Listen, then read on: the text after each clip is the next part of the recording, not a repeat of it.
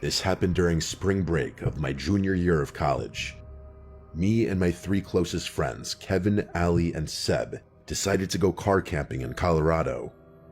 We'd been doing these trips together since freshman year, but we were all pretty broke that semester, so we went with dispersed camping instead of paying for an actual campground. I found this spot on one of those camping apps that showed free sites. It was somewhere outside of Buena Vista, tucked back on this forest service road that seemed to go on forever. The 4 of us had done enough camping together that we knew what we were doing. We got there around late afternoon and found this clearing near what looked like it used to be a creek bed. It was completely dried up, but you could tell water had run through there at some point. The area was pretty isolated. We didn't see any other campers or even tire tracks from recent visitors. It was honestly perfect for the kind of vibe we were going for. We set up our tents in a loose cluster, maybe 15 feet apart from each other. Nothing fancy about the arrangement, just wherever the ground looked level and didn't have too many rocks. I don't even remember what we did that night. Probably just drank a few of the beers we brought while playing cards. We were all pretty tired from the drive, so we called it around 11 and went to our separate tents. I remember sleeping really heavily that night, which was weird for me to begin with, but especially during a camping trip. Usually, and this is when I'm sleeping on a comfortable bed in a climate-controlled room, I wake up multiple times from being cold or needing to pee or whatever else. Point is, I'm a very light sleeper, and during a camping trip, forget it. I'm used to waking up at least 3 times. But that night, I felt completely knocked out, like I'd taken a sleeping pill or something. When I woke up the next morning, something felt off immediately. I unzipped my tent to get some fresh air, and then I just froze. I noticed it immediately. All 4 of our tents had been moved. Like, not ruffled or roughed up by an animal, actually moved. They were arranged in this perfect square formation around a pile of stones that definitely hadn't been there when we went to sleep. Part of me felt like I was still dreaming. That's how bizarre and borderline unbelievable the sight before me was. Each tent had been relocated maybe 20 or 30 feet from where we'd originally set them up, but that's not really what freaked me out. The stakes were still perfectly secured in the ground, and nothing inside any of the tents had been disturbed.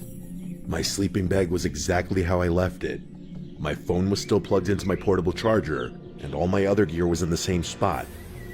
Nothing was missing from my tent, which I checked, double-checked, and triple-checked. I thought I was going crazy. I yelled to wake up my friends. Kevin was the first one to emerge from his tent, and I didn't even have to explain the situation to him. I could see on his face that he was experiencing the same confusion I was. Ali and Seb crawled out a few seconds later, and as I watched them take a look around at the campsite, it was the exact same thing. None of us remembered anything. But then Ali mentioned that she'd had this really vivid dream about walking in a line through some kind of desert landscape while someone counted her steps out loud. And then Kevin chimed in, saying he had a dream about being in the army, marching alongside his fellow soldiers. Seb didn't remember having a dream, and neither did I. But we found it odd that both Ali and Kevin had eerily similar dreams. The vibe between the 4 of us was really weird, but hard to describe. It was almost like we were reading each other's minds. It's kind of hard to express the feeling, but it really did feel like we were more connected than we had been the night before, but in a bad way. I remember looking back and forth between them, trying to figure out what it was that I was feeling around me. The best way I can think to describe the feeling is what it would have felt like if there was a 5th person watching all of us, who was also part of all of us. We examined the campsite a little more carefully, looking for clues or anything that would help us piece together what happened. At first, Kevin suggested that maybe we had just gotten really drunk and forgot about what we did the night before, but this theory was shattered in about 5 seconds. We found these drag marks in the dirt leading from where each tent had originally been positioned to where they ended up. The weird thing was, the drag marks stopped about 10 feet short of each tent's final location, like someone had dragged them part way and then lifted and carried them the rest of the distance. The pile of stones in the center was even stranger. There were exactly 4 stones, and they were balanced on top of each other like some kind of sculpture. It actually would have been pretty were it not for the circumstances. Kevin walked over to get a closer look, and as he was leaning in to examine the top stone, he tripped and ended up knocking the whole thing over. The stones just kind of tumbled to the ground, nothing dramatic. For a second, the four of us just stood there in silence, staring at the scattered stones. And then things went from a 5 to a 10. At the exact same time, all four of us started hearing this low rumbling sound coming from somewhere in the distance. It sounded like rocks grinding against each other. Not like an earthquake or anything, more like an old stone door being pushed open. Hearing that sound kind of sent us into a panic, and we all just started packing without even discussing things. Like I said before, it felt like we were reading each other's minds, and that also applied to our feelings. I could feel my friends' fear, and I knew they could feel mine. It was really freaky, 10 times freakier than it had been not 2 minutes ago. I don't think I've ever packed up a campsite so quickly in my life. Realistically, we were out of there in under 5 minutes, but it felt like an eternity in that moment. I'm not going to harp too much on what happened. I really don't like thinking about what happened that night, and I'm worried that if I think too much about it, it'll go from being a fever dream that sort of sits in the back of my mind to something more real. That was 5 years ago now.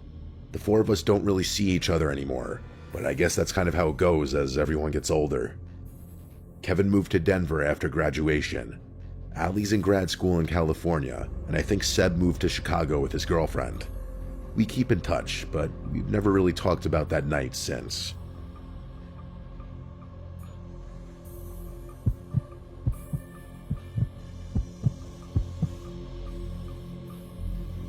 My name is Simon.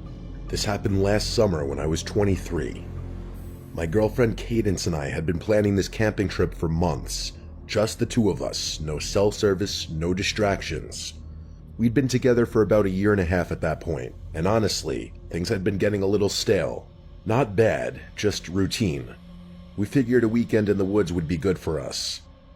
We picked a spot in the Uwharrie National Forest in North Carolina. I'd been looking at different locations online for weeks, trying to find something that wasn't too crowded but also wasn't completely isolated. The place I settled on was this campground about 3 miles down a forest service road. According to the reviews, it had maybe 6 or 7 sites total, and they were pretty spread out from each other. We left Friday afternoon around 3, stopped for supplies at a grocery store near the forest entrance, and made it to the campground just before sunset. The road getting there was rough, lots of potholes and loose gravel, but my truck handled it fine. When we pulled into the main clearing, I was honestly pretty satisfied with my choice. There were a few picnic tables scattered around, a couple fire rings, and the sites themselves were tucked back into the trees enough that you'd have some privacy. We drove around slowly, checking out the different spots. Most of them were empty, which was good. We passed one site that had a blue sedan parked there, but I couldn't see anyone around it. Cadence pointed to a spot at the far end of the campground, right where the road dead-ended into the forest. It had a decent clearing for the tent and was positioned so that the trees blocked the view of the other campsites. We spent the next hour setting everything up. Cadence is one of those people who's really particular about how things are arranged, so I mostly just followed her instructions.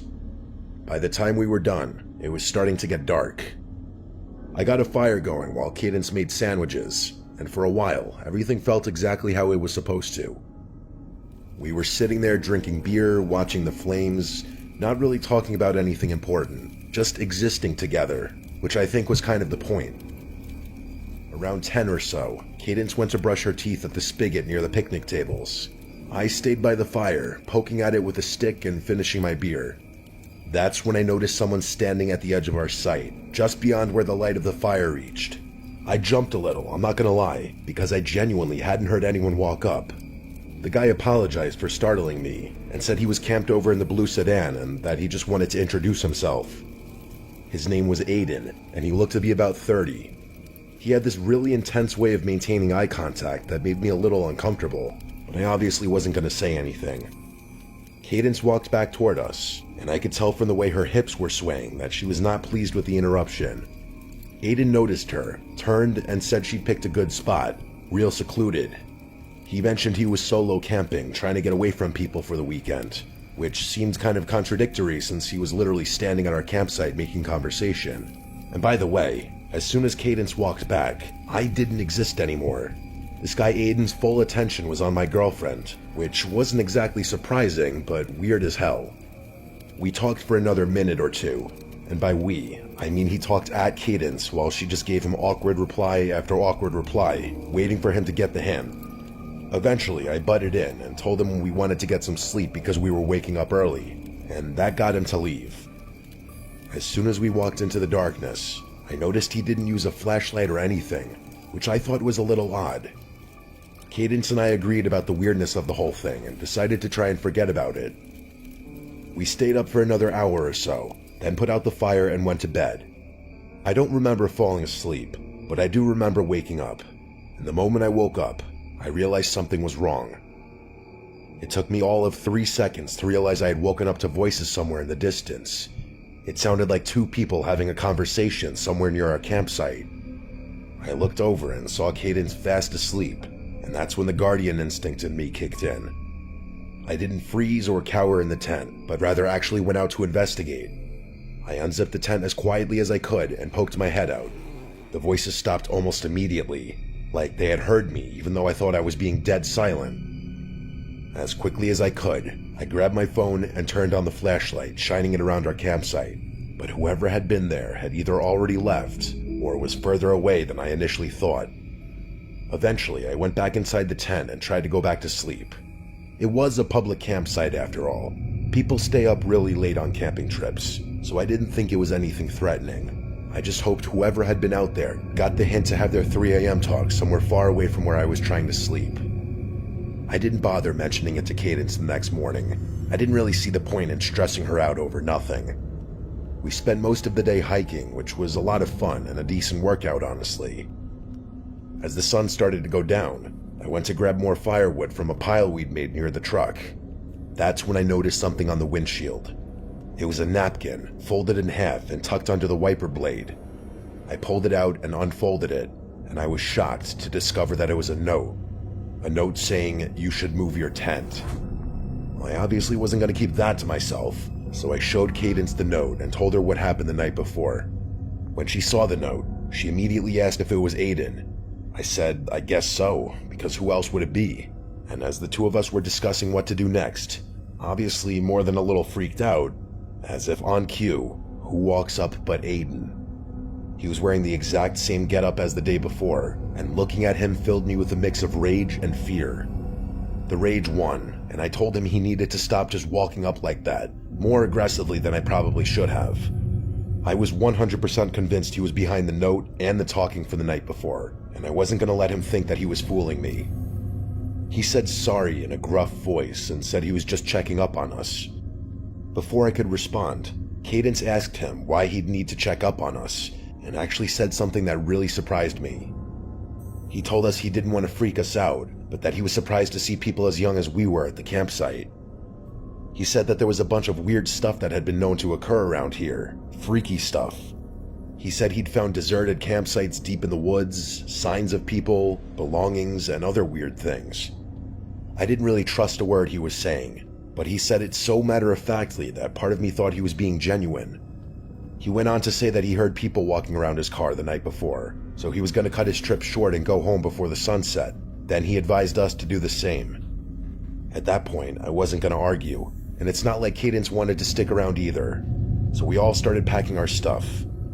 It was pretty stressful, being as the sun was already almost set to begin with.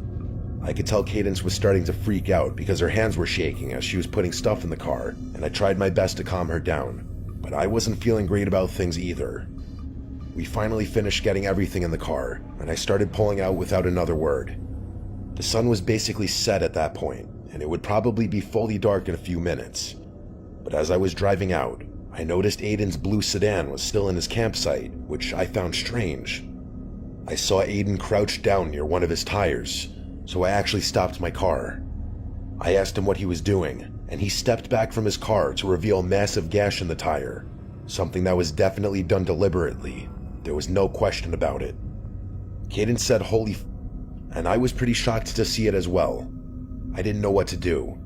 At first, he asked if I could give him a lift, but Cadence whispered that she wouldn't be comfortable with that, so I told him I couldn't, which led him to ask me if I would call the police for him as soon as I got service, and I told him I would. I pulled out of the campground and started down the dirt road. My headlights were on full blast. We were maybe 100 yards down the road when I glanced to my right and saw them. There were 3 figures standing in the woods, maybe 30 feet off the road. They weren't moving, and it didn't look like they were trying to hide either, almost like they wanted to be seen. I only saw them for a split second, but I was 100% sure they were people, and Cadence noticed them as well. My foot instinctively hit the brake. I don't even know why. Maybe some part of me thought I should go back and warn Aiden, or maybe I was just trying to process what I was seeing. But before I could think it through, Cadence grabbed my arm and screamed at me to drive, like a genuine scream. So I did. Cadence didn't say anything the entire way back to the main highway. As soon as I got service, I pulled over and called 911. I told them everything, and the dispatcher said they'd send someone to check on him. We never heard back from them. I wasn't really expecting to, but I had this sick feeling that something really wrong happened to Aiden, and that I was partly to blame. Cadence tried to reassure me that he was in on the whole thing, which is a possibility, but I think that's just a way to cope more than anything. Either way, this is still something I think about from time to time.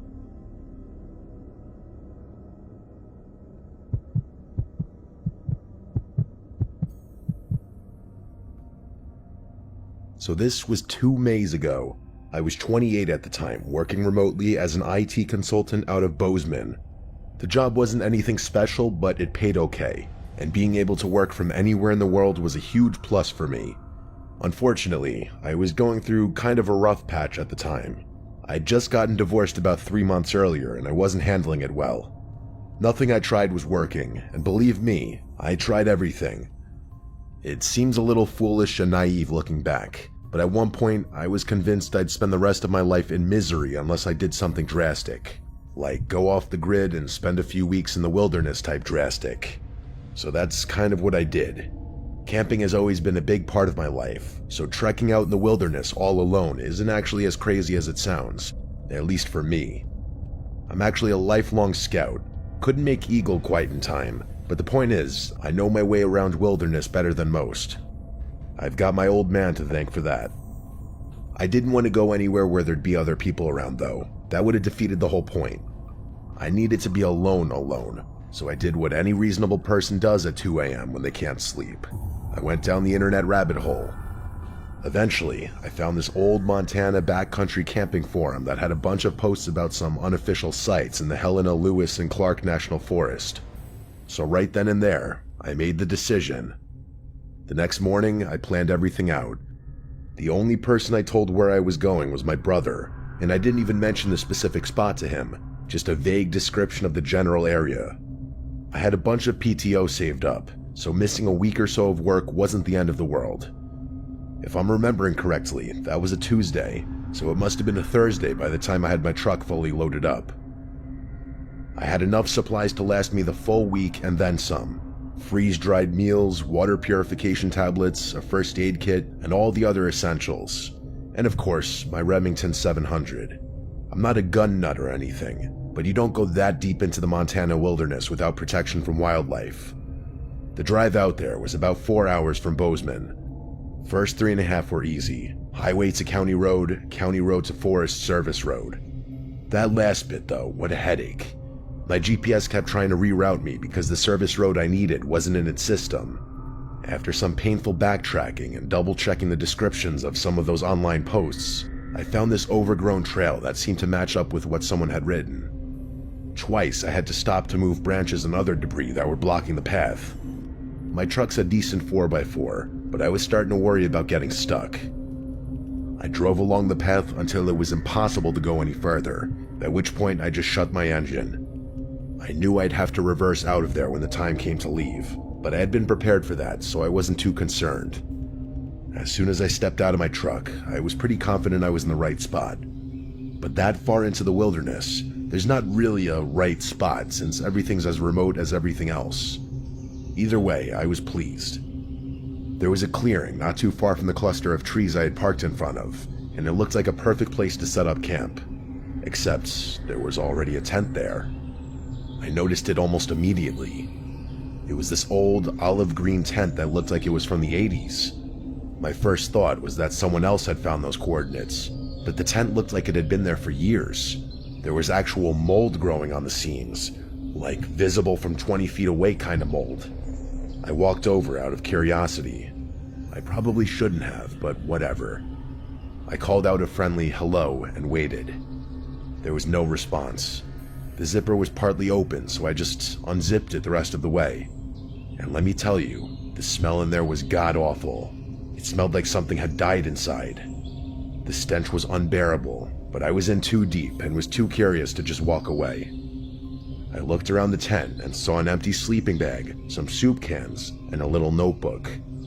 I withstood the nastiness just long enough to grab the notebook and reach my head back into the pure air. There wasn't anything else in the tent besides what I already mentioned, so I didn't see the need to keep investigating. But something was making that smell, which I didn't really understand.